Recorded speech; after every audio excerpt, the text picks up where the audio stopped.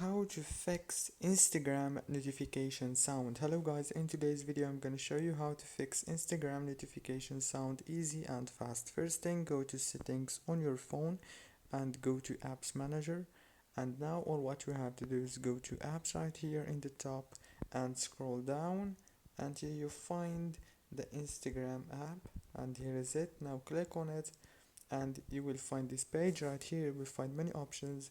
Click on notifications management, and now right here, as you can see, you will be able to enable any notification that you want from the live, the direct, and also the new followers and many other settings. As you can see, you can, for example, disable it from here, as you can see, or you can disable all the notifications from here. You can also enable them from here if you have disabled. Don't forget to like, subscribe. Thank you for watching.